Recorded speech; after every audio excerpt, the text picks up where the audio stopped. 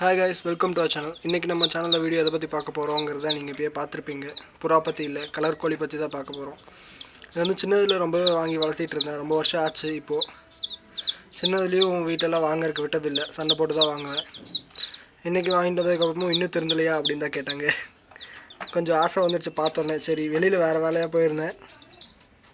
இதை பார்த்தோன்னே வாங்கணும்னு தோணுச்சு. அதனால வாங்கிட்டு வந்தேன். 3 அண்ணா 30 ரூபான்னு சொல்லிட்டு வாங்கிட்டு வந்தேன். இது பார்த்தீங்கன்னா எல்லோ கலர் வந்து ரொம்பவே ஆக்டிவாக இருக்குது. எல்லோவும் ஆரஞ்சும்.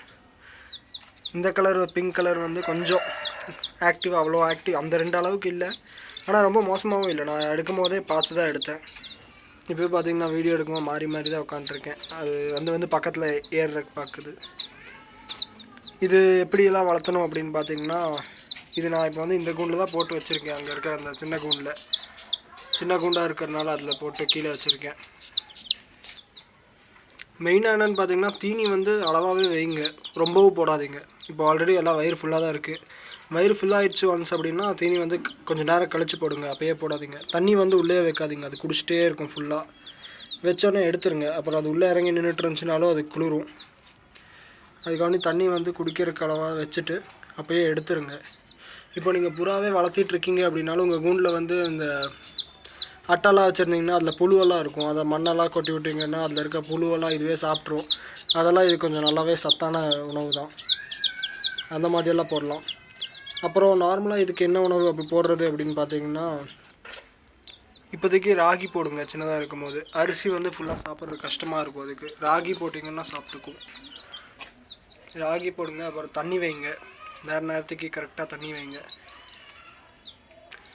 கண்டிப்பாக சின்னதில் வந்து எல்லாருமே கோழி வளர்த்திருப்பீங்க. ரேராக கொஞ்சம் பேர் தான் வளர்த்தாமல் இருந்திருப்பாங்க. உங்கள் எக்ஸ்பீரியன்ஸ் இதில் என்ன அப்படிங்கிறதையும் கமெண்ட்டில் ஷேர் பண்ணுங்கள்.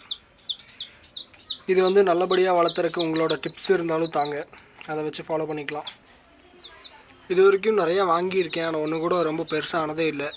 அதை எப்படி பெருசு பண்ணுறதுன்னு சரியாக தெரியல. உங்களுக்கு ஏதோ தெரிஞ்சால் சொல்லுங்கள். நாங்கள் ஓரளவுக்கு பெருசாகவும் அதுக்கப்புறம் பார்த்தா செத்து போயிடும். இந்த இது எல்லாமே அப்படி தான் ஆகுமான்னு பார்த்தா ஒரு சிலர் வந்து பெருசு பண்ணுறாங்க. அது நாங்களும் நல்லா தான் பார்த்துக்குறோம். நல்லா தீனி போட்டு கரெக்டாக தான் வைக்கிறோம். ஆனால் ஏன்னு தெரியல. உங்களுக்கு எப்படி ஏதோ ஐடியா தெரிஞ்சிச்சுனாலும் சொல்லுங்கள். இப்போதைக்கு பார்த்தா 3மே நல்லா தான் இருக்குது. 3மே கொஞ்சம் நல்லாவே ஆக்டிவாக இருக்குது. எல்லோ ஆரஞ்சு ரொம்பவே ஆக்டிவாக இருக்குது. அதுக்கப்புறம் பிங்க் வந்து அதுவும் ஆக்டிவாக தான் இருக்குது.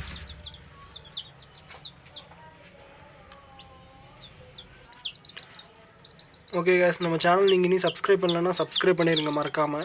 அப்படியே உங்கள் ஃப்ரெண்ட்ஸோடய ஷேர் பண்ணுங்கள். வீடியோ பிடிச்சிருந்தால் லைக் பண்ணிக்கோங்க. நம்ம நெக்ஸ்ட் வீடியோவில் பார்க்கலாம். தேங்க்ஸ் ஃபார் வாட்சிங். பை.